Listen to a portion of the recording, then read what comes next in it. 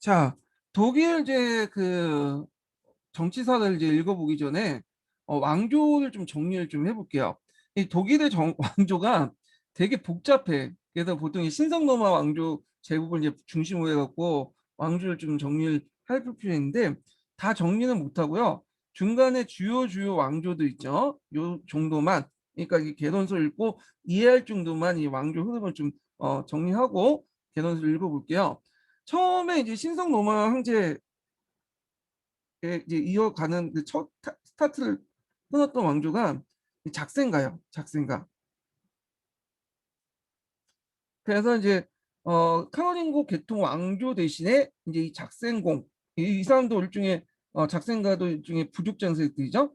하인 1세가 이제 선출이 되고요. 그리고 그 아들이 이 오토 1세. 이 오토 1세가 신성 로마 황제관을 맡게 되죠. 예, 신성 로마 제국을 건설해요. 원래 이제 이거는 추정이고 실제로 이제 뭐냐면 신성 로마 제국이 확립된 거는 그 뒤에요. 근데 이제 학자들이 보기에 그 신성 로마 제국은 요때부터 이제 시작된다라고 보고 있어. 오토 1세부터. 그 다음에 이제 작센가 다음에 등장한 게 살리에르 왕조죠.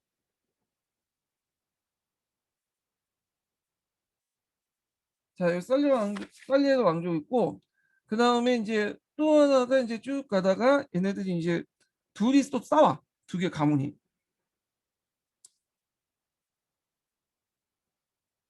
벨페본가하고, 그 다음에 호엔,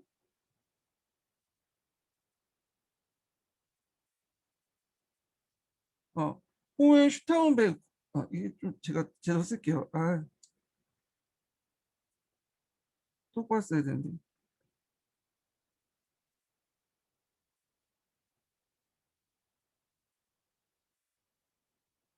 예. 두 개의 가문이 이제 황제를 둘러싸고 싸우죠. 예. 그리고 나서 이제 누가 이기냐? 음, 호헨슈타인조가 이게요. 그래서 이제 호헨슈타이트 왕조가 등장하죠. 네, 그 호헨슈타인펜 가문이 이겼기 때문에 호헨슈타인주 왕조가 등장하고요. 이때 이제 첫 번째 이제 황제가 그 유명한 프리드리히 1세예요. 실제로 독일의 이제 신성 로마 황제를 여기로 이제 보고 있어요. 그 앞에 오토 1세는 그 신성 로마 황제가 추정하고 있는 사람이고 실제로는 프리드리히 1세부터 진정한 신성 로마 황제다. 이렇게 사람들이 인정하고 있죠. 자, 그러다가 잠깐 이제 벨페가 왕위가 넘어갔다가 프리드 2세로 이제 넘어가고 그러다 이제 요번에 이제 시험 문제 나온 게 프리드 2세와 관련된 거죠. 뭐 멜필 현장이라든지 독일 제후의 이익에 위한 현장 그런 것들이 나오고 그러다가 이제 왕이 황제가 없는 대공의 시대가 등장해요. 그래서 대공이 있다가 나중에 이제 황제를 다시 선출해야겠다. 그래갖고 황제를 뽑을 수 있는 7명의 선제후들이 뽑을 수 있는 이런 그 문서를 만들죠. 이게 황금 문서, 금인친서요. 그 금인친서를 통해서 신성로마 제국의 황제는 7명의 선제후, 그러니까 선거권을 갖고 있는 제후들이 선거를 통해 뽑는다. 예, 이런 내용들이 있고요. 황금 친서, 황금 칙서라고 하죠. 금인. 예.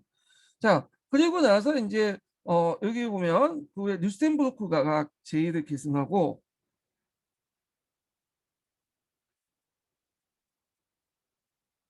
그리고 나서 이제 오스트리아의 합스부르크가 이제 계승이 돼요. 이런 순서야. 물론 중간중간에 뭐 자주주한 이제 왕조들이 쭉 있긴 있는데 이 큰 흐름에서 이제 주요 왕조들만 좀 얘기를 해봤어요. 근데 이제 독일 같은 경우에는 영국과 프랑스와 달리 뭐냐 중앙 집권적인 국가 발전하지 못했어.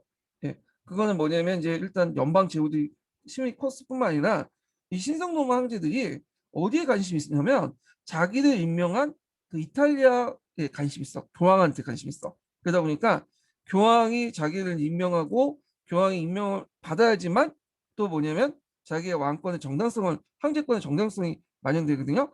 그러니까 독일 국내에 신경 쓰는 황제도 있었지만 상당수가 이탈리아 문제에 관심이 있었어요. 예. 그러다 보니까 이 독일 내의 어떤 정책들을 제대로 뭐냐면 그 중앙 집권화 정책을 제대로 못했어요. 예. 그 대표적인 이제 황제가 요번에 시험 문제 나왔던 그 프레드링 2세죠. 그 호헨슈타인바크의 그, 그 호헨슈타인조의 이제 그 프리드 2세인데 이 프리드 2세는 독일 문제보다는 이탈리아 문제에 관심이 있었죠. 예, 요건 좀 나중에 얘기할게요. 이 부분은.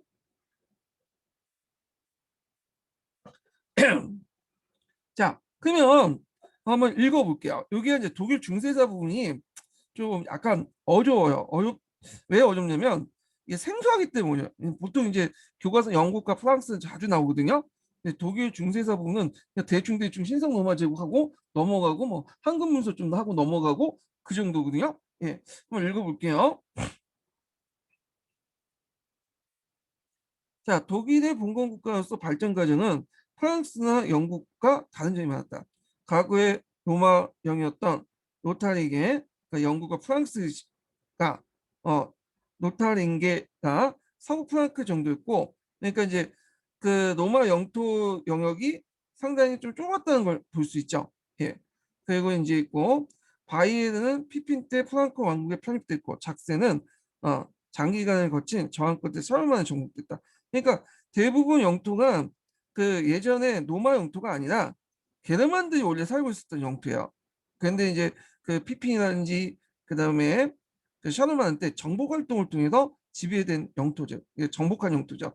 그러다 보니까 로마적 요소가 상당히 없어. 문화적으로 게르만적 요소가 강하지. 이거는 서프랑크하고 좀 달라요. 이런 것들이.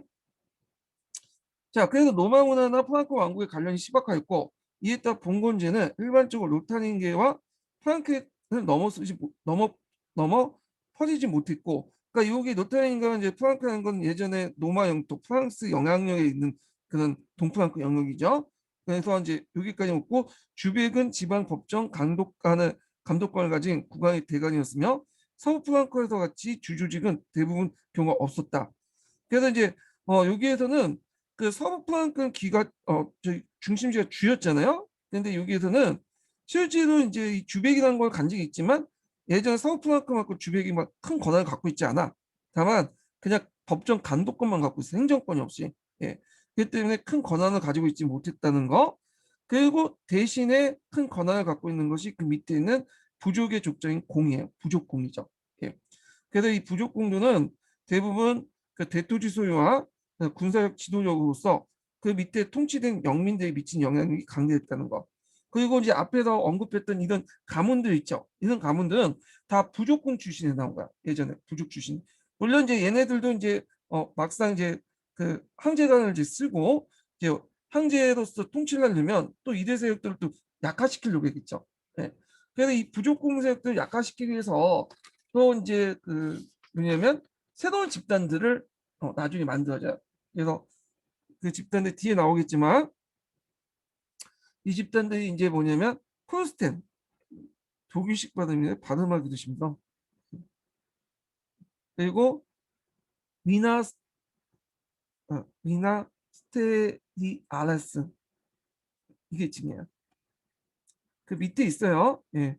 그래서 콘스텐과 그 다음에 미나스테리아 미나스테리 아네스. 예. 미나 스테 똑바로 써줄게요.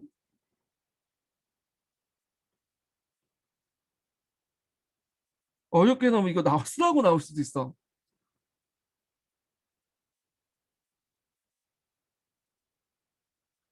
자, 두 개 계급을 양성하죠. 요 계급은. 요 풀스택 계급은 독일어 발음이 잘 안 되는데 요 풀스택 계급은 어떤 계급이냐면 이게 때는 이제 종교제와 세속제도들을 합쳐놓은 계급이야. 그러니까 왕이 그다음 부족 공세력들을 좀 약화시키려고 만든 그 세력들이 이미지로 키운 세력들이에요. 그래갖고 이제 유력한 주교나 스톤장을 선택해서 그들에게 부와 권력을 몰빵을 해줘. 예. 그리고 대신에 국왕에게 충성과 지원을 또 약속하게 하고. 자, 그래서 이 독일 같은 경우에는 이 부족 공세력들이 너무 강하다 보니까 이렇게 종교 제후, 세속화된 종교 제후도 있죠. 이런 사람들에게 막 기대를 하는 거야. 야, 이게 프로스트 행세. 이들은 원래는 이제 종교 제후인데 세속화된 제후들이야. 이 사람들은. 그래서 막대한 권한을 이제 가지고 있었다. 이렇게 보시면 돼요. 그래서 있는데 문제는 이들에게 올빵을 해주니까 힘이 점점 커지겠죠. 나중에는 그 프랑스 대제후처럼 완전히 이제 뭐냐면 큰 세력 퍼지게 돼요. 그 왕의 입장을 때 얘들 견제할 필요가 있겠잖아요. 그래가지고 또 새로운 계층을 만들어. 폴란드 2세 때. 이 계층이 뭐냐면 미나스테리 아레스야. 네. 이 계층을 만드는데 이 계층은 출신 성분이 앞에 프로테스탄보다 좀 사실상 낮아요. 그러니까 왕의 측근 정치, 측근 세력들로 구성된 거야. 대부분은 어떤 세력들이 이제 많냐면 대부분 농노 출신들, 농민 출신들, 이런 사람들이 많아. 그래서 이 사람들이 좀 똑똑한 애들 있잖아요. 농민이나 농노 출신 중에 똑똑한 사람들 행정관리라든지 행정관리라든지 전사로 뽑아서 훈련을 시켜요. 예. 그래서 얘네들을 이제 왕의 측근 정치, 측근 세력을 만들었거든요. 그래서 그 자기의 이제 뭐냐면 세력을 삼았다 이렇게 보시면 돼요. 자, 그래서 프루스텐과 미나스테리우스를 서로 이제 뭐냐 양쪽을 삼아가지고 그 당시 부족 공세력들을 뭐냐면 좀 약화시키려고 했다. 예, 이렇게 기억을 해주시면 되고 맥락이 그 뒤에도 쭉 있어요. 읽어볼게요. 자, 부족공들은 통일군주가 없는 것을 유지했으나 그 후에는 이와 반대로 강력한 통일군주를 원했죠. 왜냐하면 자기한테 이제 뭐냐면 좀 보호해 줄 수 있는 예전에 뭐 콘스탄티누스 대제 그런 사람들이 필요했던 거야.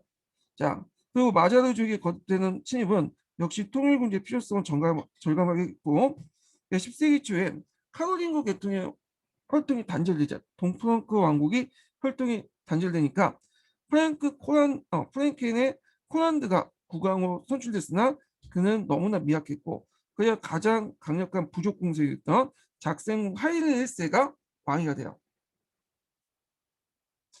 그래서 이 사람이 선출됐는데 자, 이 사람이 이제 오토 1세 아버지죠. 오토 1세 아버지예요.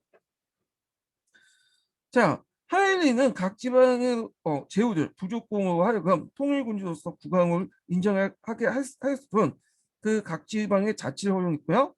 실제로 그럴 수밖에 없었어요. 자기도 부족공 생겼고 자기가 걸맞는 그 시민은 부족공 세력이 많다 보니까 얘네들을 지배할 수 없겠죠. 예, 그냥 면목상 왕이었다 보시면 돼요. 면목상.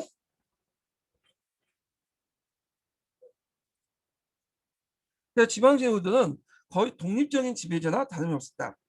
그래서 이와 같이 독일은 건국 초부터 부족적인 지방 할거주의가 강화했다. 그리고 나서 등장했던 것이 하인리 아들도 오토 1세야. 그리고 오토 1세 때부터 이제 보통 신성 로마 제국이라고 보고 있죠. 예. 그러니까 공식적으로 본 게 아니라 되게 학자들이 추정하고 있어요. 그때부터. 그래서 이 사람이 이제 마자르족이 계속 공격해 오니까 네이페트 전투 이것도 외워두세요. 요즘에 하여튼 독일사가 나오다 보니까 또 나올 수가 있어. 원래 독일사가 중세사는 안 나오고 근현대사를 주로 나오거든요. 예. 또 그 나올 수밖에 없는 게 되게 독일사 전공하신 분들이 근현대사를 전공했어. 특히 비스마르크를 많이 좋아하시잖아요. 그래서 거기에서 많이 내는데 이번에 이제 특이하게 이제 독일 중세사가 나왔기 때문에 뭐 또 나올 수 있는 가능성이 있겠죠. 예, 그래서 자세히 보는 거예요. 그죠? 그러니까 에이페트 전투에서 마자르족을 격파하고 마자르족의 대규모 침략을 종지부 찍었다. 그래서 오토는 명실상부한 국왕이 되기를 결심하고 아헨. 보통 이 아헨한 것은 이제 샤르마르 대제 때부터 뭘 하는 곳이에요? 예, 도유식을 했던 것이죠. 되게 대관식 등 여기에서 했어. 요거 예전에 기출에 나왔다고 했죠. 그래서 아연의 위치 좀 기억을 해두시고 찾아서 보세요. 그래서 아연에서 이제 대관식과 도유식을 올리고 각 지방 제후대 반항을 분쇄했다. 자, 그리고 이 과정에 프랭케 공이 전사하자 오토는 프랭케를 직접 통치하기도 했고, 그래서 프랭케 병합은 그 독일 왕권에 크게 강화를 하고 부유하게 만들었다. 독일 왕권을. 그럼 오토 1세 이제 왕권 강화 정책을 좀 볼게요. 앞에서 언급한 것처럼 오토 1세는 교회 세력을 자기 세력으로 삼으려고 했거든요.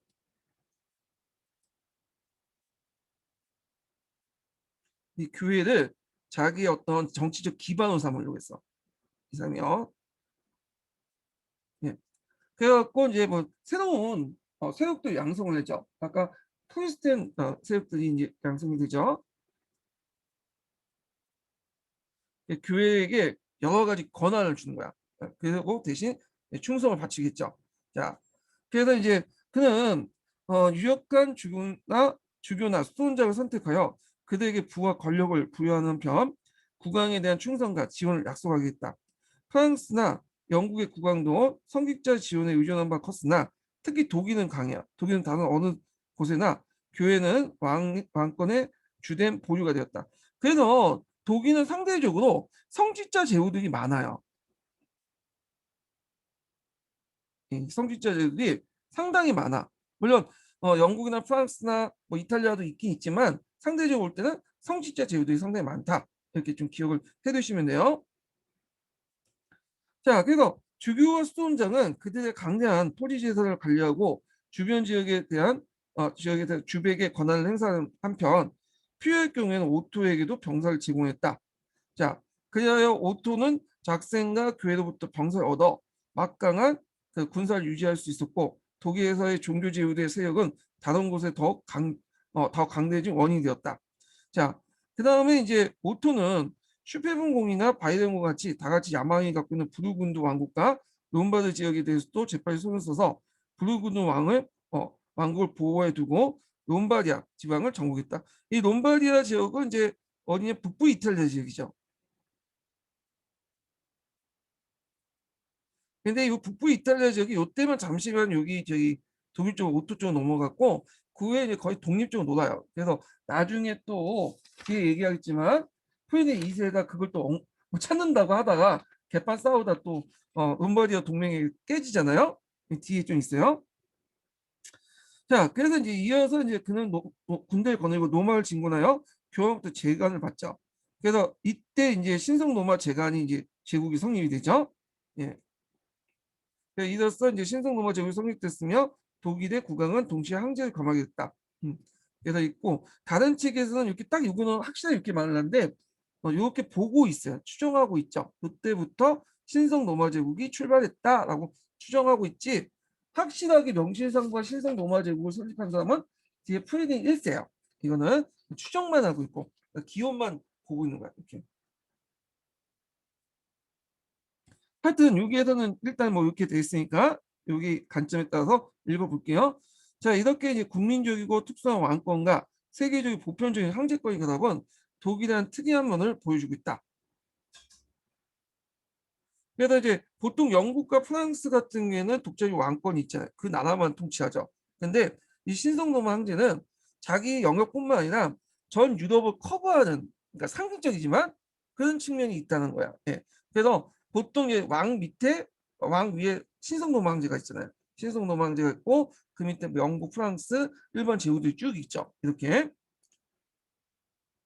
자, 신성로망제는 현실적 독일 국왕으로서 독일의 명목상 통일군주에 지나지 않았으나 이념적으로는 세계 국가의 노마 제국을 계승한 거죠. 그래서 황제권은 계승함으로써 황제권은 왕권으로서 보편적 권력으로 넘어갔다. 그래서 보통 이제 세속 권력의 보편적 권력으로서는 신성로마 제국 중세 시대 때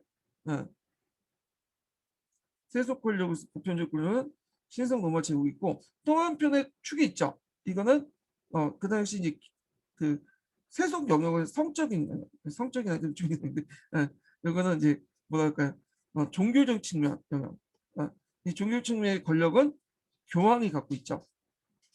교황이 그래서 이런 성속의 권력이 이렇게 분리돼 있었다. 그 상징적 지요 세속 권력의 상징적 지배로서 이게 뭐냐면 신성 로마 제국이 있었다. 이렇게 기억을 해주시면 돼요. 그래서 역대 그 황제는 로마 제국의 애토인 이탈리아 세력을 부식하려고 했고 먹으려고 했고 이러한 황제의 이른바 이탈리아 정책은 중세에서 또 하나의 보편적 권력인 교황과 대입하였죠. 그래서 북이탈리아의 소공국가 도시국가들 이 투쟁에 말려들어서 중세 유럽 정치의 특이한 한 페이지가 장식됐을 뿐만 아니라 자황제와 교황과의 대립은 독일의 국내 문제와 복잡하게 엮이면서 결과적으로 독일의 통일국가 발전을 저했다. 그래서 독일이 통일국가로 이제 되지 못했던 거, 그리고 신성 로마 제국이 어떤 중심적인 역할을 못하고 결국 프로이센에게 그 독일 통일을 뺏겼던 그게 뭐냐면 역대 신성 로마 황제들은 독일 국내보다는 이탈리아 문제에 관심이 있었다. 예.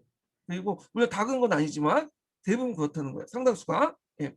자, 그래서 하여튼 이렇게 이제 있고 그다음에 이 작센 왕조가 이제 오토 이후 3대로 단절돼요. 그리고 나서 그 프랑케 공의 폴란드 2세가 국왕으로 선출됐는데 이게 샬리에르 왕조예요. 샬리 왕조. 자, 그래서 작센 왕조는 부족 공세를 억제하기 위해서 정규 제도를 새로 신청했으나 다른 한편으로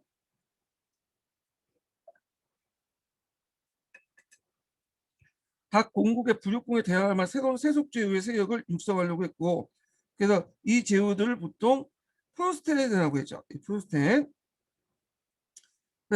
그 다음에 이제 그 부르는 대귀족층이 형성되었다. 예. 그래서 이제 그들은 프랑스 대제후와 맞먹는 존재로서 독일 정치사에 매우 중요한 역할을 담당했고 강대한 영지를 소유했고 이에 대한 사법권 획득과 세습화를 원하고 있었다. 이렇게 보시면 돼요. 그래서 이 프로스트 세력은 두 가지 세력 구성됐어. 앞에 이제 뭐냐면 그 종교제후, 그 다음에 또 하나 이제 여기에서 업혀는 이제 세속제후.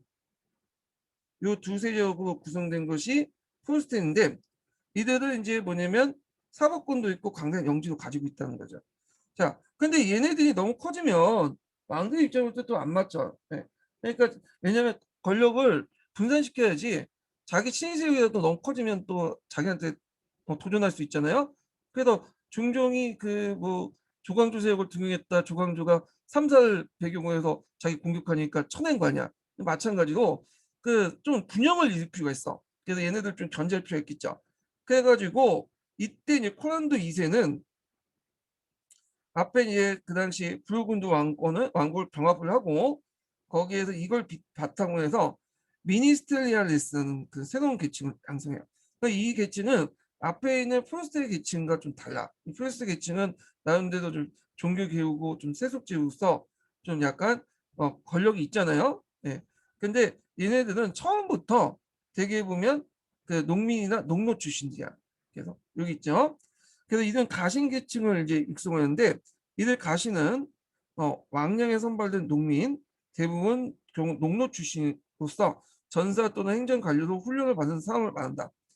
따라서 그는 기존의 귀족이나 성직자 혈연관계 이해관계에 있는 독립 관계를 갖지 않는 귀족이나 성직자 혈연관계를 갖지 않는 것은 뭘까요? 앞에 있는 프레스턴이죠. 예. 요거와 이제 단절된 세력들이야. 원래 출신섬이 너무 낮기 때문에. 그래서 독립된 행정관리층과 기사군대를 형성했다. 이렇게 보시면 돼요. 그리고 그 뒤에 이은 제 아들이었던 하인 3세도 부왕의 어떤 정책을 계승했다고 보시면 돼요. 그래서 왕권의 또 세력 기반을 확대시켰고, 그리고 이 사람은 또 특징이 뭐냐면 그 교회 개혁 운동을 또 지지했어. 예. 교회가 썩어 빠졌으니까 좀 곤쳐야 된다. 어, 그렇게 이제 했는데 나중에 이게 좀 교회가 그렇게 지지해 주는데 교회가 그렇게 지지해서 했던 교회가 하인이 그 사슬을 치죠. 그 아들. 예. 그래갖고 이제 왔다 갔다 하는데 자 하여튼 그리고 이제 이때 이제 뭐냐면 미니스트리우스를 또 뭐냐면 더 키우죠. 그래갖고 얘네들 이제 뭐냐면 요직에 앉히고 그러면서 제후들 또 견제시키는 그런 역할을 하죠. 뭐 그런 내용인데 뭐 중요한 왕이 아니니까 그냥 넘어갈게요. 자, 그 다음에 이제 그 밑에 이제 좀 볼게요. 하인 사세는 유능한 군주로 교회 개혁운동에 공감을 품어왔고 신흥 대기죠. 이 프리스틴의 왕권과 정치계 프리스틴의 왕권과 정치 무기인가 교회 지지로 그 다음에 1046년에 독일 전체를 평리하는 데 성공했다. 그래서 그가 노말 재간을 받을 땐 독일 왕권의 건세와 위험의 한정점에 도달했다. 그러니까 하인 3세가 독일 왕권의 정점이에요. 예. 그부터 이제 하인 4세부터는 많이 내리막이죠. 예. 요거 기억을 해두시고요.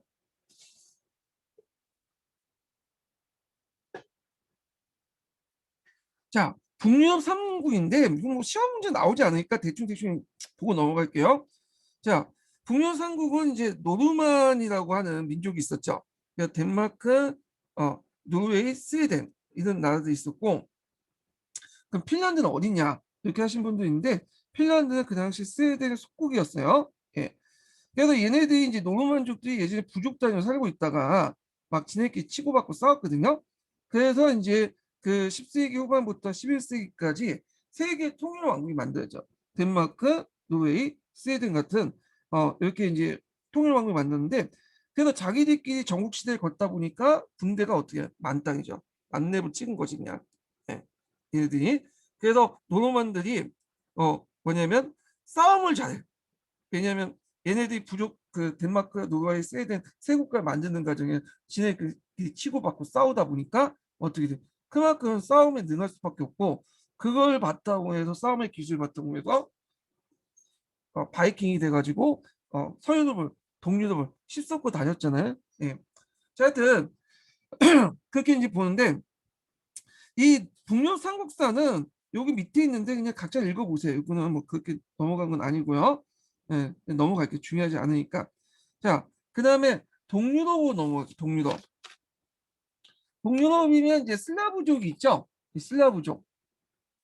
이 슬라브족이 있는데 이 슬라브족들은 이제 그 내용을 좀 볼게요. 자, 10세기부터 11세기에 거쳐서 동유럽에서는 정치 구조와 종교에 있어서 중요한 발전을 이뤘다. 즉 정치만에서는 폴란드, 보헤미아, 헝가리라는 새로운 국가가 건설됐고, 그 다음에 종교 면에서는 주로 독일 전도사의 활동으로 기독교를 수용했다. 자, 여기 독일 전도사의 활약이라는 키립 문자 연상시킵니다. 키립 형제가 있어요.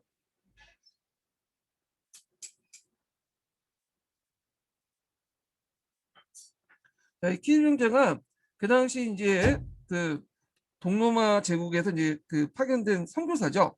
이 사람이 이제 슬라브족에서 이제 뭔가 기독교를 전파하려고 하니까 얘네들이 글자가 없는 거야. 성경도 만들고 그래야 되니까 글자가 필요하잖아요. 그래서 이제 알파벳을 가지고 이제 뭐냐면 글자를 만들었죠. 이게 키림 문자야. 슬라브 바탕으로 해서 발음을 이제 알파벳으로 만든 것이 표기한 게 키림 문자인데, 이 키림 문자가 그 당시 이제 나중에 이제 슬라브에 널리 퍼져서 지금 쓰고 있는 문자가 된 거죠. 이 슬라브 계통의 나라들이. 예. 그다음 폴란드는 얼마인가 독일교의 영향을 받아서 로마교의 직속이 됐다. 이 폴란드는 슬라브족이지만 얘네들은 폴란드하고 이제 그 내용들 보헤미아는 같은 슬라브족이지만 러시아가 좀 달라요. 예, 얘는 서슬라브 계통인데 얘네들은 카톨릭을 믿어. 근데 보헤미아는 오늘 체코죠. 이 체코 지역인데 원래 체코들이 카톨릭을 믿었다가 이게 이제 너무 압박이 강하니까 여기가 이제 나중에 신교 지역으로 바뀌어요. 체코 지역은. 음. 자, 근데 러시아라든지 뭐 발칸반도 그 일대는 이제 그 당시 비잔틴 제국의 영향을 받아서 동슬라브 쪽이죠. 이쪽은 그 뭐냐면 뭘로 전파되냐면 그리스 종교가 전파되죠. 요거는. 자, 하여튼 내용을 좀 볼게요. 자, 9세기 후반에 비잔틴 황제 미케알은 모라비아의 슬라브족에게 퀴리카 그 뭐냐면 메토디우스 황제를 존도수로 파견했고, 두 형제가 슬라브 알파벳을 발명하여 키리 문자죠. 복음서를 슬라브로 번역했으며 전도사업은 어느 정도 진척되자 슬라브 기도서를 만들었다. 자, 그들과 그들의 제자의 노력으로 남부 슬라브족은 거의 이제 동부하고 남부예요. 그러니까 남부 쪽은 발칸반도 쪽에 있는 슬라브족이고 동부 슬라브는 러시아 쪽의 슬라브예요.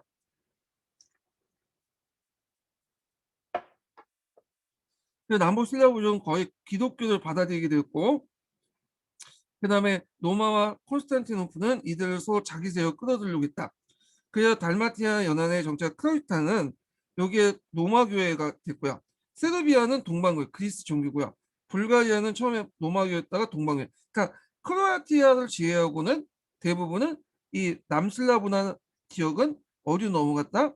예, 그리스 종교 넘어가는데 지금도 이것 때문에 문제잖아요. 발칸 분쟁 중에 그 유고 연방 있죠? 유고 연방이 분할된 과정에서 크로아티아와 세르비아, 그 다음에 거기에 이제 이슬람 세력들이 서로 이제 싸웠잖아요. 근데 실질적으로 얘네들 인종적으로 언어적으로 다 동일해요. 예. 그 남부 슬라브 계통의 애들이거든요. 근데 뭐 때문에 이렇게 민족이 나눠지냐면 다 종교 때문이야. 예. 그래서 크로아티아는 천주를 믿었기 때문에 이렇게 믿는 거고, 세르비아는 그리스 종교. 이슬람은 저기 이제 오스만 투르크의 지배해서 그쪽 이슬람을 개종이 됐던 사람이고요. 그래서 같은 민족이고, 그러니까 우리 기준으로 볼 때는 같은 언어와 문화를 쓰기 때문에 같은 민족을 묶을 수 있지만 종교가 다르기 때문에 이렇게 갈라진 애들이에요. 자, 하여튼 그다음 이보다 1세기 후인 10세기 후반에 러시아, 그 동부슬라브족이죠. 동방교회를 받아들였죠. 그것은 이제 그 반란과 패전에 시달렸던 비잔틴 황제 벼지 2세와 키예프 공 블라디무, 이 사람 좀 외워두세요. 그래서 이 사람의 이제 1년의 협상의 산물이었다. 바지는 블라디미르의 원조를 요청했고, 이때 블라디미르는 동방교회를 받아들인 대가로 황제의 누이 동생 아내를 요구했던 것이다. 그래서 블라디미르는 잔인한 인물이었고 그에게 이미 수명의 아들, 8명의 아들이 있었지만 비잔틴 제국의 제시가 혼인으로 가문의 위험을 높였고 동방교회를 이용해서 정권의 어떤 기반 질서를 확립하려고 했죠. 그러니까 정락 결혼을 했다고 보시면 돼요. 그리고 이제 앞에 이제 그 비잔틴 제국도 자기 힘이 딸리니까 얘네들이 또 어떤 군사의 원조 이런 것도 필요했겠죠. 그래서 둘의 이해관계 말아들어서 결국에는 결혼 동맹 맺어줬고 그 과정에서 뭐냐면 비잔틴 교회, 그러니까 동방 그 그리스 종교회가 러시아 이제 성립되게 돼요. 예. 그러면서 이제 러시아 지역이 지금 뭐냐 그리스 종교 지역으로 넘어가게 된 거죠. 이렇게.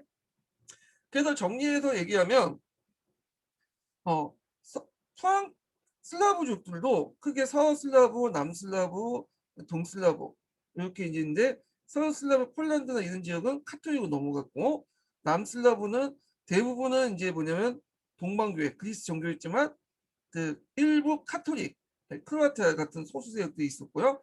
슬라브 중에 러시아 세력들 제일 큰 세력들이죠. 이 세력들은 그리스 종교를 받아들였다. 이렇게 보면 돼요.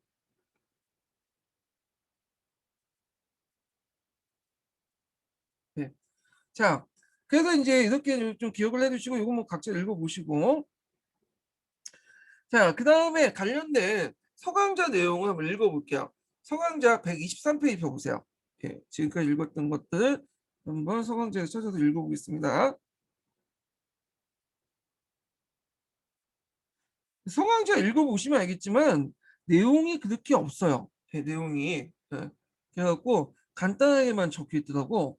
그래서 주로 이제 서강대 같은 경우에는 석의 보충적인 내용들 좀 추가하거나 아니면 좀 관점 있죠. 어떤 특정한 어떤 관점이나 어떤 테마를 적어갖고 어떤 뭐 연구하는 내용들 그런 것들 적어놨죠. 그러니까 어떤 뭐 도시 경제나 이런 것 발전이나 뭐 이런 교육 발전 그런 테마별로 이렇게 정리한 게 있는데 제 생각에는 이런 건 시험 문제 나올 가능성이 없을 것 같아. 그냥 딱딱 떨어지지 않잖아. 이거 쓰려면 논술 형식으로 써야 되거든요. 그래서 저도 이제 팩트 위주로만 이제 보고 넘어갈게요. 그래서 서강자도 볼 게 있고 안 볼 게 있고 이렇게 딱 가려서 봐야 될 것 같아요. 그래서 서강자에 좀 나왔다 해서 다 볼 필요는 없을 것 같아요. 제 생각은. 자, 한번 읽어볼게요. 자, 읽기 전에 두 번째 인증번호 알려드릴게요. 두 번째 인증번호는 22번이에요. 두 번째 인증번호는 22번입니다. 자, 476년 게르만족에 의해 소노마 제국이 멸망 후에 서유럽에서는 제국이란 칭호와 황제권은 몇 세기 동안 사라졌다. 800년 12월 25일 로마 교황청에서 프랑크족의 카루스가 소노마 황제로 즉위하면서 소노마 제국은 명목상 부활했지만 카루스 서후 명목적인 제국은 사라졌다. 다시 황제란 칭호와 제국이란 칭호를 부활시킨 사람은 작센 출신 오토 1세였다. 작센가죠. 그래서 요한네스 12세가 작산의 오토에게 황제관을 씌워주는로서 제국을 부활시켰다. 자, 오토의 아버지였던 작센의 공작 파인 1세는 프랑크족이 아닌 사람으로 최초로 독일 왕이 되었다. 그 그는 독일 군주로서 지위를 인정받았지만 지방의 자치를 허용할 수밖에 없었고 지방 제후들은 여전히 독립적 지배를 군림했다. 이건 뭐 서기와 동일한 내용이죠. 자, 아버지에 이어서 왕에 오른 오토는 강력한 왕권을 수립하기 원했는데 그 먼저 이제 지방 제압을 하려고 했죠. 그래서 바바리안, 프랭켄, 슈바페 같은 권자를 자신의 친족들이 심었고, 그다음 개별 경쟁력을 세습을 인정하기 거부하면서 지방 제후들을 통합된 왕국의 신화로 간주했다. 요거는 이제 서기에 없는 내용이네요. 개별 분야 세습을 인정하기 거부하면서 지방 제후들을 통합된 왕국 신화로 간주했다. 그리고 그는 950년 이탈리아를 침공해 룸바디아를 침공했다고 했죠. 예. 그래서 항상 그 룸바디아가 침입이 됐던 이유가 뭐냐면 그 교황령 가기 위해서는 롬바디아를 통과해야 돼. 예. 그런데 제일 목적이 북부 이탈리아가 아니라 그 독일 왕정의 역대 교황을 장악하는 데 있거든. 교황이 자기에게 도의식을 해줘야지만 자기 황제로서 이 건의가 계속 살아남게 돼요. 건의가 있어야지 그 뭐냐 부족 공세력들이나 그 밑에 제후들도 그 신성 로마 제국을 황제를 따르게 되죠. 근데 만약에 황제 그 교황이 번심해서 다른 놈을 이제 뭐냐 황제 그 지위에 임명을 해버리면 도유식을 부으면 이제 밑에 있었던 이제 제후들이나 이 부족 공세들은 건의가 떨어지는 황제가 아닌 더 이상 황제가 아닌 그 황제 가짜 황제한테 충성을 맹세할 필요 없겠죠. 그러면 도전하고 공격해야 들어와. 그러니까 이거 하기 위해서 확실히 이제 교황을 장악할 필요가 있어야 돼. 교황을 장악할 필요가 있게 되고 그러니까 로마를 장악하려면 그 북쪽에 있는 이탈리아 룸바디아를 장악을 해야 돼요. 자, 하여튼 그래서 이탈리아 친구의 자신을 이탈리아 왕을 선포함으로써 강력한 군주로서 위상을 가시했다. 그래서 네이펠트 전투 요거 외워두시고 네이펠트 전투에서 마자르족을 격파하면서 국경선을 더욱 안정시켰다. 자, 그 다음에 오토는 왕권을 강화해 넣어 교황을 자기 세우고 끌어들이려고 했고, 그리고 오토는 주교와 수도원장의 부와 권력을 부여하면서 이들로부터 충성과 지지를 이끌어냈다. 결국에 961년에 교황 요하네스 11세 원조 요청은 오토의 오랜 소망인 황제관을 얻을 수 있었다. 그러니까 왕뿐만 아니라 이제 황제관도 얻을 수 있었어. 예. 오토는 교황의 요청에 들어주고 그 대가로 962년에 신성 로마 제국 황제관을 받았다.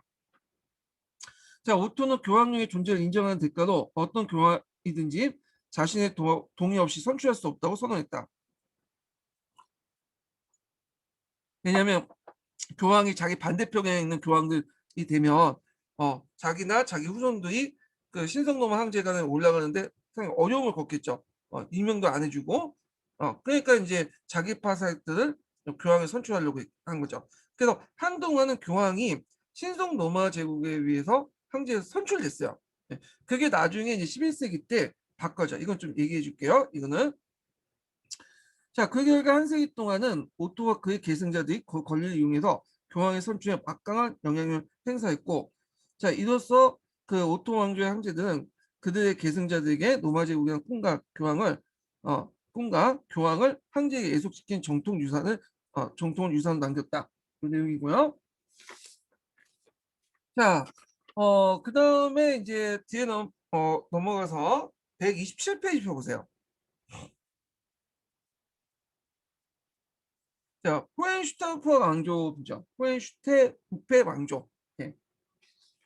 뭐 샬리에르 왕조도 막다 건띠고 없네. 예. 그래서 하여튼 읽어볼게요. 자, 요거 읽기 전에 이거는 제가 서계를 안 읽고 있네. 이게 제가 착각했어.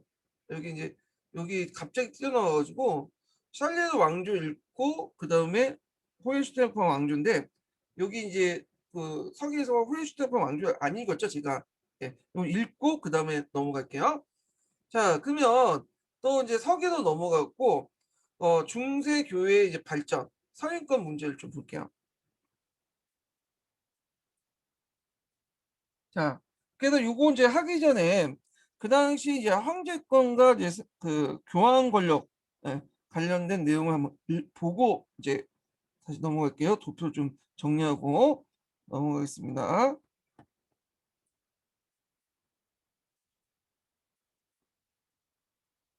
자, 제가 이제 그 도표를 이제 여기 딱 마련한 건 아니고 예전 자료들 보고 이제 어, 참조해서 좀 약간 변형을 시켰는데 여기 보면 이게 이제 세속 권력이에요. 구강권이에요. 예. 황제나 뭐 세속 권력 계속했고 교황권은 교회 권력을 의미해요. 교회 권력. 자, 초기 때는 누가 갑이고 누가 을이겠어요?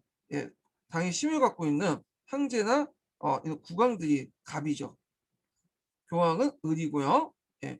갑은 항상 을에게 갑질을 하잖아요. 예. 그래서 교회가 또 원했어. 그걸 왜냐면 교회는 그 당시 민족 이동기였잖아. 예. 주변에 약탈도 많고 강력한 군주를 원했던 거야. 살려면 그럴 수밖에 없었어요. 그래서 교회가 강력한 왕권에 의지해야만 살 수 있기 때문에 결국에는 그 황제나 국왕 밑에 들어가죠. 그리고 그들로부터 땅도 받고 제후가 됐어. 이들은 이제 성직자 제후라고 하잖아요. 그래서 초창기 때는 국왕의 세속 권력이 강했고 밑에 교회 권력이 약했어. 그러니까 이제 또 교회도 국왕을 위해서 황제를 위해서 새로운 이론을 또 만들어줬어요. 이게 뭐냐면 그, 그 왕권 신정론이라는 걸 내세웠어. 왕권 신정론. 왕권 신정론은 뭐냐면 왕의 권한은 그 어디서 나왔다는 거야? 하늘로부터 신으로부터 나왔다는 거야. 그 약간 뭐와 비슷하죠? 왕권 신수설과 비슷하죠. 이런 걸 내세우면서 국왕의 선임권을 당연히 정당했어. 왜냐면 하늘로부터 임명받은 왕이 황제나 교황이라든지 성직자를 임명한 거는 당연한 거다. 알아서 기었어요. 알아서. 왜냐면 그렇게 해야지 자기 목숨을 살 수 있으니까. 사실 그 당시에는 이제 전쟁이 많았고 약탈도 많았고 그랬다 보니까 교회가 살기 위해서 이게 국왕한테 뭐냐면 이렇게 했고 국왕도 그걸 알고 있기 때문에 또 갑질도 했고 그래서 교황도 선출하고 그다음에 성직자도 임명하고 그랬죠. 이렇게. 자, 근데 이제 시간이 지나면서 좀 달라지기 시작해요. 일단 그 교회 내에서 이제 11세기 좀 넘어가면 중선 넘어가면 그 크로니스톤을 중심으로 교회 개혁 운동이 일어나기 시작했고요. 그다음에 이제 점점 이제 뭐가 있냐면 점점 이제 사회가 좀 안정화되죠. 예. 그러니까 평화 시대에 들어가니까 평화 시대가 지속되다 보니까 교회의 어떤 발언권이 세지게 돼요. 자, 뭐 여러 가지 겹쳐갖고 점점 이제 뭐냐면 왕권, 세속권을 약해지고 대신에 쪼그라져 있던 교황권이 올라가게 되죠. 그래도 요게 딱 이렇게 서로 비등하게 된 것이 언제냐면 카노사의 구역이야. 이 카노사의 구역. 그래서 요때 카노사의 구역 때 이제 뭐냐면 국왕권과 교황권이 이제 비등하게 됐고 그리고 나서 점점 시간이 지나면서 어떻게 올라가게 되고 여기 점점 내려가게 되죠. 세속 권력은. 그리고 교황권이 제일 정점에 이뤘던 것이 뭐냐면 여기 십자군 전쟁 전후죠. 십자군 전쟁 전후. 그래갖고 이제 이때 뭐 이제 이노케티우 3세도 그 전에 있었고 그 후에도 있었고 하여튼 그 이노케티우 3세부터 해갖고 이렇게 해서 십자군 전후에서 제일 정점에 이뤘고요. 근데 십자군 전쟁이 이제 패배를 했잖아요. 그러면서 점점 약해지죠. 그러면서 교황권 약해지고 국왕권은 다시 올라죠. 국왕권은 이제 점점 중앙 집권화 국가 되면서 영국의 프랑스 중심으로 해서 국왕권을 강화시켜 나가잖아요. 그래서 그 다시 그 교차되는 지점이 아비뉴 뉴스죠. 아비뉴 요번에 나왔죠. 그래서 이 아비뉴 뉴스를 계기로 해갖고 교황권은 완전히 바닥이 됐고 국왕권은 위로 올라가죠. 그래서 중세 시대 때 이제 세속 권력과 교회 권력의 어떤 그런 부침들을 한번 정리를 좀 해봤어요. 예. 자, 그래서 이제 이렇게 있고요. 그러면 이제 스톤의 기원 관련된 부분부터 읽어볼게요. 서기에 있는 내용.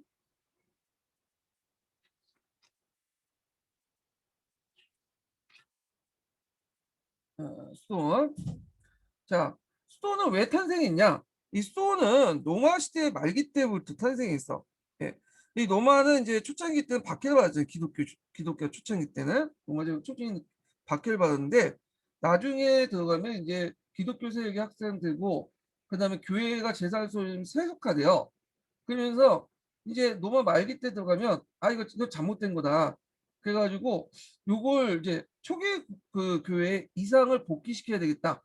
그러면서 이제 뭐냐면 이 스톤 제도가 서방에서 만들어지고 동방에서 이미 만들어졌고 서방에서 이 뭐냐면 이집트나 그 이런 스톤 제도를 본받아 갖고 서방에서 만들어지기 시작해요. 서방의 스톤 제도는.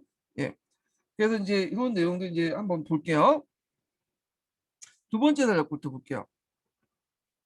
자, 로마 제국의 심한 박해에도 불구하고 기독교 세계 교세가 확장돼 가면서 4세기 때 그리스도교의 집단적 개종 현상이 강범위에 발생했다. 자, 이렇게 교세가 커지자 교회는 큰 재산의 소유자가 되었고 이에 따라 세속화 현상이 일어나게 되었다. 경건한 열성적인 신자나 성직자 중에 이러한 교회 세속화를 못마땅하게 생각하고 초기 교회 이상으로 돌아가는 움직임이 생겼고 그것도 스톤이라는 새로운 제도를 만들었다. 이게 이제 그 서방에 있는 흐름들인데 이런 것들을 스타트 껐던 것이 동방이야. 동방에서 먼저 시작은.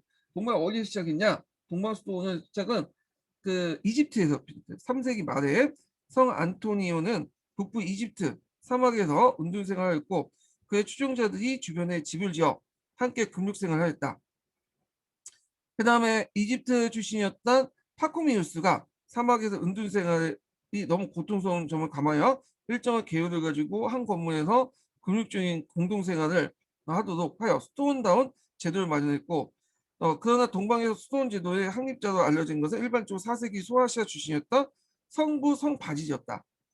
그래서 이제 그는 노동과 자선의 공동생활을 토대로 한 스톤의 계율을 정했으며 그 계율은 비잔틴 제국 내 스톤의 포존의 계율이었고 현재도 그리스도 세계에 통용했다. 자, 예전에도 말했지만 전 시간에도 말했지만 비잔틴 제국은 교회가 스톤 중심이야. 그러니까 일반 교회 중심이 아니라 스톤 중심이야. 그래서 스톤이 되게 힘이 강해. 그래서 스톤도 또 대토지도 가지고 있고 그러다 보니까 이제 스톤의 대토지를 뺏는 과정에서 뭐가 일어났죠? 성상 숭배 금지가 일어났죠. 왜냐 성상 숭배를 찬성하는 사람들은 스톤 세력들이 되게 많기 때문에요. 예. 자, 하여튼 이렇게 동방에서 처음 만들고 나서 서방으로 넘어가게 돼요. 서방으로. 자, 그래서 이제 서방 수도원의 이제 창립자는 누구냐? 이 사람 이탈리아 수도사였던 루시아의 성 베네디트야. 자, 그는 이제 젊었을 때 금욕적인 이상에 끌려 수도 생활을 해오다가 6세기 초에 로마와 나폴리 중간에 위치한 몬테 카시노에서 그 수도원을 세우죠. 그리고 그 유럽 수도원의 모범이 된 이른바 베네디트 교회를 마련하였다. 베네디트 교회는 청령, 청민, 복정 이걸 삼았고 금욕적이고 엄격한 규칙적인 공동생활을 규정했다. 매 일가는 노동과 기도도 크게 나눠졌으며 수도사는 매일 8시간 동안 육체 노동에 종사했으며 그리고 나머지 시간 대부분 명상, 기도, 공동 예배로 할당했다. 또 문화적으로 매우 중요했던 것은 수도사의 필사 작업으로서 후에 가서는 필사실이라는 걸 따로 만들기도 했다. 모든 수도원은 공동생활을 영위하는데 충분하고도 남은 토지를 소유하고 자급자족했다. 그래서 수도원은 뭐 이렇게 11조라든지 헌금을 받지 않고 자기들이 뭐냐면 농사를 하면서 일을 하면서 자급자족한 체제예요. 왜냐면 다른 그 저희 성당처럼 뭐 돈을 받고 뭐 시일주를 받으면 헌금 받으면 세속에 물들 수 있잖아요. 예. 그래서 이제 그런 것들을 했다 이렇게 보시면 돼요. 자, 그러면 그 당시 수도원의 역할을 한번 정리해 보죠. 다른 책을 이제 종합적으로 보고 종합적으로 이제 좀 다른 책을 참고해서 종합적으로 이제 검토해 보면 수도원의 역할은 이제 이렇게 볼 수 있어요. 게르만족들의 포교 역할을 했다는 거.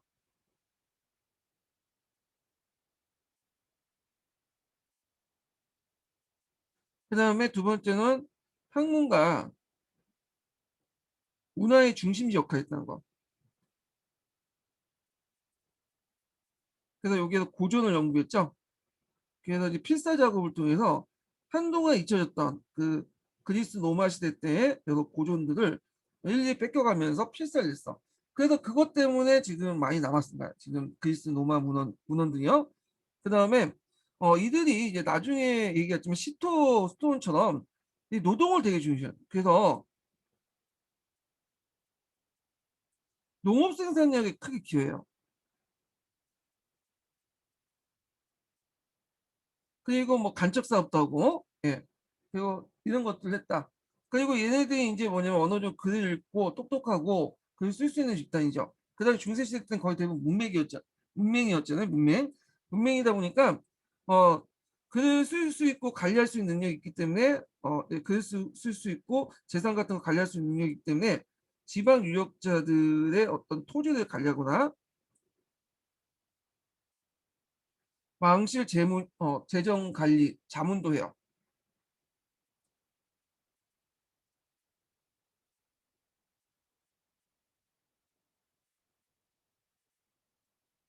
예.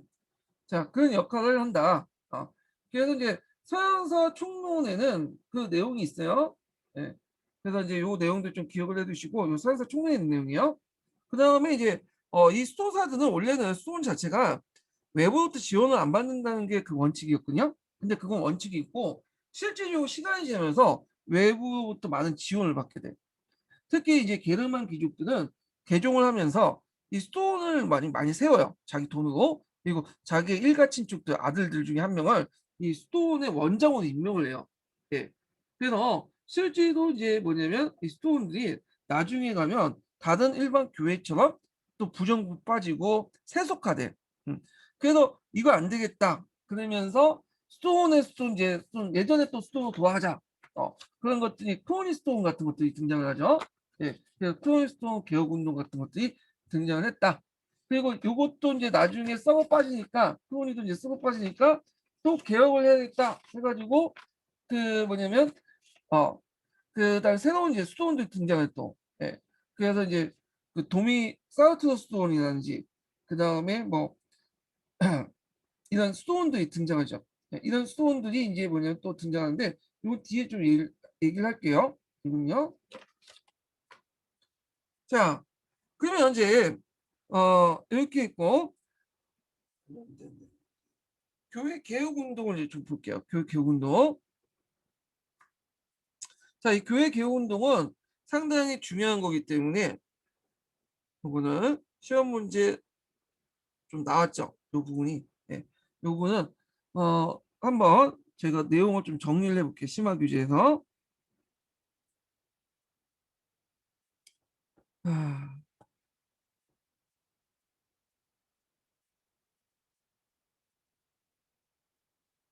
잠깐만요.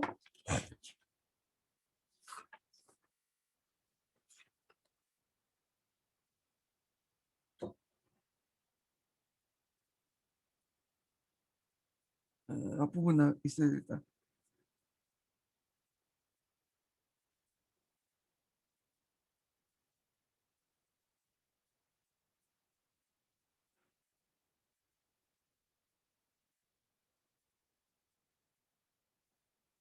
미리 찾아놔야 되는데 못 찾았어요, 제가.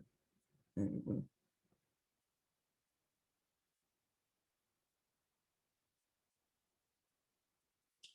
자, 교회 개혁 운동 가정을 보죠. 자, 일단은 이제 그 가정을 보면 교회가 어떻게 성장해서 이제 부패해졌는가, 이렇게 그리고 개혁을 왜 일어났는가 볼게요. 일단 프랑크 왕국이 붕괴되고 제2차 민족 이동이 있었죠. 사회가 혼란스럽잖아요. 자, 그러다 보니까 이제 세속 제도의 보호가 필요해. 교회가 대제도로 이제 봉건화되고 교회가 봉건화되면서 세속 군주들이 이 성직자 임명권을 가지죠. 정교 유착이 일어나요. 자, 그리고 교회 부정부패.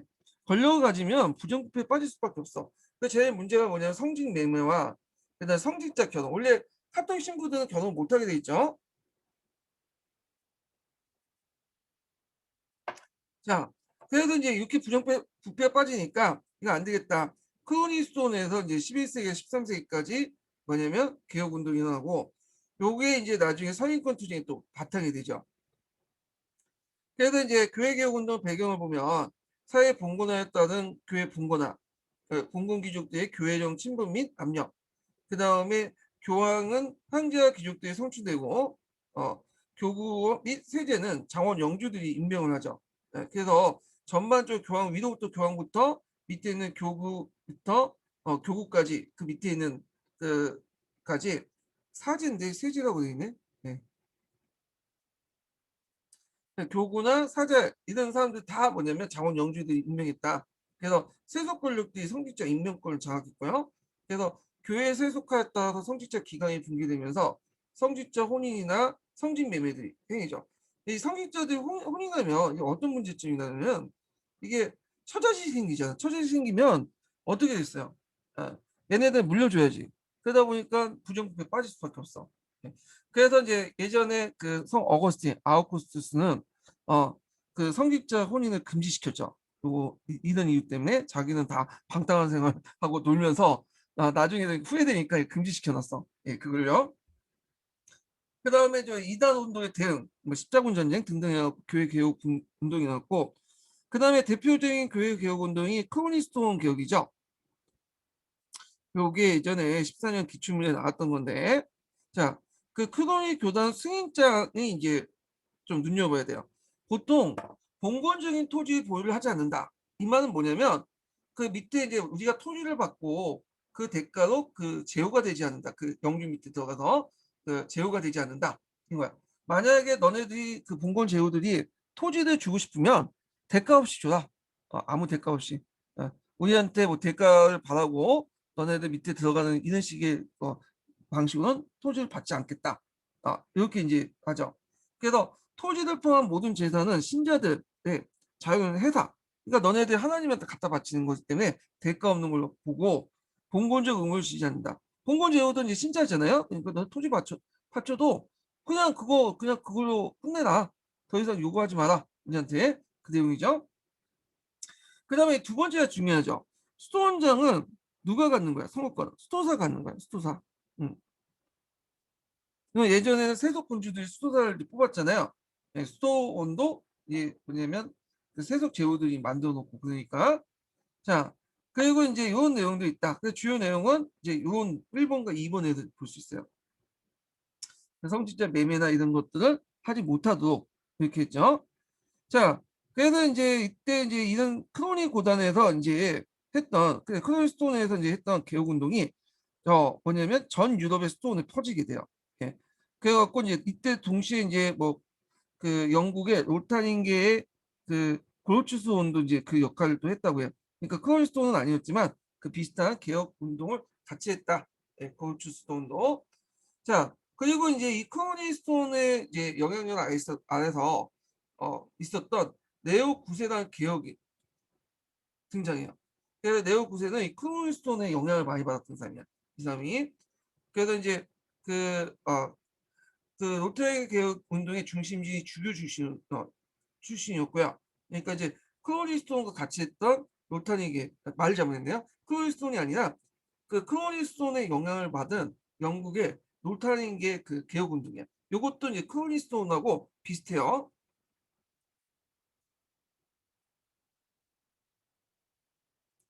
자, 그래서 이제 거의 클로니 교단하고 이제 거의 비슷한 어떤 개혁 운동을 같이 했는데 이 노타링의 개혁 운동도 주요 내용이 이거죠. 성직자의 혼인과 성직자 매매를 금지하는 입법을 만들죠. 성직자 정화 작업을 추진하고 개혁적인 교의 성직자를 로마 교황 교회 추기경을 임명하고요. 자, 유럽 중심지에 순회하면서 지방 고위 성직자회를 소집하고 그래서 개혁 운동의 실천을 독려하고 그다음에 교황의 입법권 사법권은 뭐냐면 교회법 있죠. 교회법. 교회 재판 있잖아요. 교회 재판을 하기 위해서는 그 교회법이라든지 교회법에 입각해서 사법권이 있어야겠죠. 요걸 말하는 거예요. 그래서 교황의 그 입법권과 사법권이 예전에 알프스 이남 이탈리아 한제도 있었는데 다른 지역의 교회들은 뭐 교황이 뭐 어떠는 뭐 신경 안 썼죠. 근데 이걸 알프스 북쪽 발의했다. 그래서 개혁 운동을 명목으로 해갖고 조직망을 확충시켜서 뭐냐면 자신의 어떤 교황의 세력을 확대시켰다 이렇게 보시면 돼요. 그래서 이런 지금 앞에서는 크로니스톤이라든지 그다음에 같이 비슷한 시기에 있었던 노태행의 그 스톤 운동은 교회 영도적 지위를 확인시켰고요. 개혁의 어떤 개성할 인재를 확보하는 데 큰 역할을 했다. 이렇게 보시면 돼요. 네오 구세를 비롯한 그 앞에 스톤의 어떤 그 개혁 운동의 그 의의죠. 자, 그래서 이제 이런 그 스톤과 이제 그 네오 9세 개혁 이후 교환권이 세속 군주와 제후의 세속권에 탈피했고요. 그다음 성직자의 독신 생활을 충실히 시행하고 있고, 그리고 스톤 회원들에 대한 교회 절대권이 성립됐다. 성직 매매가 금지시켰다. 그리고 세속 군주와 제후들의 성직자 임명권이 거부되었다. 이렇게 이제 볼 수 있어요. 그래서 예전에 교황은 그 뭐냐면 황제가 임명했죠. 앞에서 언급한 것처럼. 근데 이제 시간이 지나면서 황제가 임명 안 해. 그래서 이런 개혁 운동을 통해서 왜 황제가 교황을 임명하냐? 그런 불만이 생길 수밖에 없잖아요. 그러다 보니까 이제 11세기 중반 중순 이후에는 이제 교회가 선출해요. 교회가 선출하는데 어떤 식으로 이제 교회가 교황을 이제 선출하냐면 교회에서 이제 교황 다음에 제일 높은 사람이 누구죠? 추기경이죠. 그래서 전국에 있는 추기경이 교황 그 뭐냐 모여 그 노마에 그래놓고 거기에서 이제 뭐냐 만장일치제로 해서 한 며칠 동안 의견을 모으죠. 의견을 모아서 만장일치제 통과해서 뭐냐면 교황을 뽑죠. 그리고 통과되면 그때 가서 이제 뭐냐면 거기 그 굴뚝에 뭐 뭘 날리죠. 신 수건이나 이런 것들 날리면서 교황을 이제 뽑았다 이런 식으로 이제 알리게 되죠. 지금도 행해지고 있죠. 이걸 콩쿨합회라고 하죠. 예. 교황이 죽으면 추기경들이 모여서 한 곳에 거의 가택 연금 당해서 교황이 뽑을 때까지 완전 만장일치 교황을 뽑을 때까지 거기 갇혀 있어. 그래서 마지막 뽑고 나서 끝나고 나서 거기 위에 올라가서 이제 손수건 흔들면 이제 그렇게 교황이 뽑히는 거야. 네. 이게 이제 11세기 중순에 뭐냐면 정해지게 되죠. 자, 그래서 이제 이런 내용들 좀 기억을 해주시고요. 자, 그 밑에 서양사 총론 내용을 한번 읽어볼게요. 여기 네, 서양사 총론 내용은 좀 보기가 힘드니까 일단 한번 읽어볼게요. 그 뭐와 관련된 건 주 673번과 관련된 거예요. 여기 자, 콜로니 스톤 개혁 운동이 성공 비결은 스톤이 세속군주 제후로부터 독립할 수 있었던 데 있었다. 콜로니 스톤의 책임자는 회원들로부터 선출했으며 교황 이에 어떠한 지역 세력자의 간섭도 받지 않았다. 설령 왕이라 해도 스톤을 해산시킬 수 없었다. 또 콜로니 스톤의 토지는 봉투가 아니었으므로 봉건 제후들이 몰수할 수 없었다. 왜냐 콜로니 스톤이 봉투 그 토지를 받을 때 아무 대가 없이 줘야 된다고 했잖아요. 그러다 보니까 봉투를 받은 게 아니죠. 그거는 하나님을 통해서 이제 이렇게 하나님이 받은 그 토지죠. 그러니까 이런 식으로 이제 해서 봉건제도도 모일 수가 없는 거야. 이거 원래 자체가 계약을 통해서 준 게 아니기 때문에. 자, 그 다음에 이제 그 관련된 내용을 한번 읽어볼게요. 서양사 개론 내용.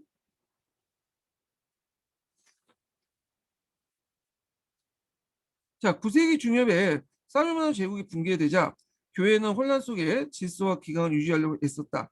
때마치 프랑스 랭스의 대주교였던 싱크마르 그리고 교황의 니콜라 1세 등 강력한 교회 지도자들이 나타나 질서와 기강 유지에 어느 정도 성공했다. 참고로 랭스인데 표기법이 그냥 랭스라고 되어 있는 것도 있고 근데 왔다 갔다 하는데 이 랭스는 프랑스에서 상당히 중요한 거예요. 그러니까 우리나라 명동성당 역할을 했다고 보시면 돼요. 이 지역이. 예. 그래갖고 이제 어떤 왕이든 프랑스 왕이든 그 뭐냐 왕을 등장하기 뭐냐 왕이 등극하기 전에 랭스에 가서 도유식을 받죠. 예. 기름을 붓고 즉위식을 하게 돼요. 그래야지 왕으로서 정당성을 얻게 되죠. 그 역할을 했던 것이 대주교 랭스의 대주교거든요. 그래서 막강한 파워를 가지고 있어요. 교회 내에서. 자, 그러나 이제 사회 봉건화에 따른 교회의 봉건화와 타락을 막을 수 없었다. 자, 이 무렵 프랑스의 주교들은 싱크마 같은 고위 성직자 압력에 시달려 그 지위가 불완전했고 계속 봉건 귀족들의 교회령에 대한 친분과 압력이 시달리고 있었다. 그래서 이제 그들은 주교의 지위를 안정시키고 교회 제도는 세속제로부터 지키기 위한 선례, 교회 법전을 찾았으나 이를 발견하지 못했다. 자, 그들은 반전설적인 교황의 서한을 위조해서 법전을 만들었고 이를 위해 성 이시드로가 편찬했다 꾸미는 이시드로는 말은 아까 얘기했죠. 그 7세기 때 등장했던 이시드로라는 사람이 있다고 앞에 서양사 강장가 거긴가 읽을 때 얘기했죠. 이 사람이 많은 컬렉션을 이제 문서를 수집했는데 그 문서가 이시드 위증 문서야. 그래서 이제 그게 이게 이시도라는 사람이 그 편찬한 걸 꾸몄다. 그래서 예전에 이시도라는 사람이 이제 많은 그 문서들을 가지고 있었는데 이게 전해져 내려왔어요. 근데 이제 그때 당시에는 존재하지 않았겠죠. 근데 이걸 마치 이시도처럼 이시도가 이제 편찬한 걸 좀 꾸몄어요. 그래서 가짜 문서들 많이 묶어가지고 이시도 위조 문서 이문 그 서집을 만들었죠. 네. 위시도 위문 서집들을 만드는데 그 중에서 이제 뭐냐면 위조 문서가 아닌 것도 있지만 상당수 위조 문제예요. 네. 근데 이 중에 하나가 뭐냐면 예전에 말한 콘스탄트 기진장이에요. 콘스탄트 기진장을 여기 이시도 이문 문서 안에 이 콘스탄트 기진장 있죠. 기진장이 자 그래서 이시도라는 사람이 예전에 그 문서를 만들었던 것이 있는데 이 문서가 지금 거의 대부분 내려지 않는데도 불구하고 그 당시에는 이걸 꾸며가지고 가짜 문서를 만들었단 말이에요. 네. 그래서 이게 이시도 위서 문서 문집이라고 하고 그 중에 일부는 진짜지만 상당수 다 가짜다. 네. 그 중에 하나가 콘스탄트 기진장 이런 걸 이제 보시면 될 것 같아요. 그러면 이런 글을 왜 계속 가짜를 만드냐, 페이크를.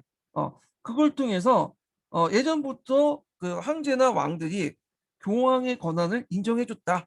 그 이런 선례를 찾기 위한 거야. 선례를 만들기 위해서. 그래서 너희들도 우리 걸 우리가 예전부터 그런 권력과 권위를 가지고 있으니까 인정해달라. 그런 내용이에요. 자, 그래서 이제 그만큼 이제 뭐냐면 교회의 권한이 약했다. 10세기 때는 이렇게 이제 보시면 되고요. 자, 그 다음에 이제 여기 약한 내용이 그 밑에 있는데 세속 제후들이 뭐 인명권 갖고 있고 그래서 이제 교구 사제들은 세속 영주의 고용에 불과했다. 뭐 이런 내용이에요.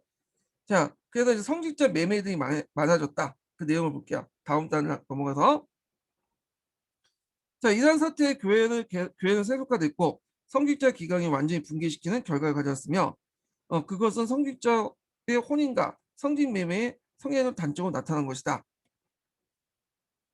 대표적인 부정부패 중에 하나죠. 타락상 두 가지. 자, 이러한 교회의 봉건에 따른 세속화와 성직자의 타락에 대한 개혁 운동이 크로니스톤 중심이 일어났다. 자, 크로니스톤 10세기 초 그 아키테네 공 원리엄이 승인하에 설립되는데 그 승인자에는 그 이미 강력한 개혁 의지가 담겨져 있다.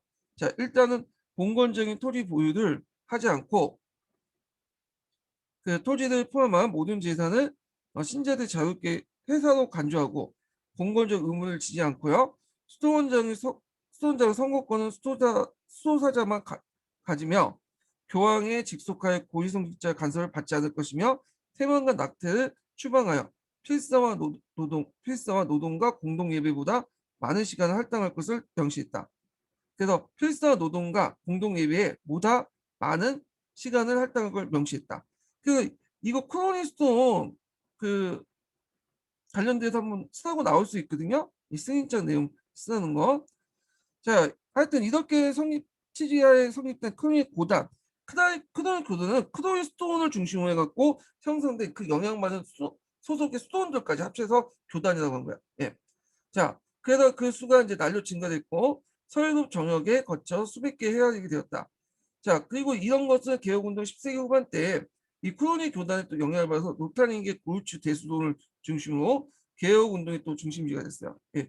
그래서 두 개 축을 이루면서 일단 크로니 교단과 노타링계 중심으로 된 교단. 예. 자, 그래서 이제 이러한 수도원 중심의 개혁운동 11세기 중엽위에 교황의 영도 아래 전 유럽적인 규모로 전개되었고 그리고 나서 그 최초의 개혁적인 교황은 독일 황제였던 하인 13세가 임명한 네오 9세였다. 그는 롤테인계 개혁 운동의 중심지 주교 출신으로서 5년 동안 짧은 재임 기간 동안 많은 일을 했다. 그는 종교회의를 하여금 개혁 내용 있죠. 네. 그는 종교회의로 하여금 그 성직자 혼인과 성직매매를 금지하는 입법을 하게 하여 성직자 정화 작업을 추진시켰고 그 다음에 유럽 각처에 저명한 개혁적인 고위성직자들 로마 교회 추기경을 임명하여 교황이 가장 신임할 수 있는 협력자와 행정가로 등용하였다. 또한 레오 9세는 자, 유럽의 중심지를 순회하면서 그 지방의 고위 성직자 회의를 소집하여 개혁운동의 실천을 독려하기도 했다. 자, 그래도 여기까지 이제 뭐냐면 네오 9세의 그런 개혁운동과 관련된 내용인데 요거 쓰라고 하면 요거 쓰시면 될 것 같아요. 세 가지. 성직자 혼인과 성직 매매 금지. 그다음에 개혁적인 고위 성직자 노마교회 성직자를 노마교회 추기경 임명하고 그다음에 또 교회 입법권과 사법권이 알프스 북쪽에 발휘하고 요것도 추가해야 되겠죠? 요거는 총론에 있는 내용인데 네, 알프스 이북의 그 알프스 이북 북쪽에 네,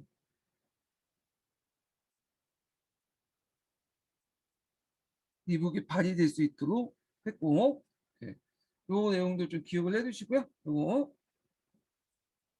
자, 이제 교황은 입법권과 사법권의 알프스 여기 밑에 있네요. 효과적으로 발동했고 요 내용이 있네요. 제가 요 내용을 보지 못했어. 네, 요걸 읽을게요 그냥. 네. 자, 교황의 입법권 사법부의 알프스 북쪽어 전에 없이 효과적 발동하였고 네 번째 기억 내용이죠. 유럽사의 그 교황의 영도 지위를 제하는 동시에 그 개혁을 개선한 유력한 인재를 로마에 보유하게 됐다.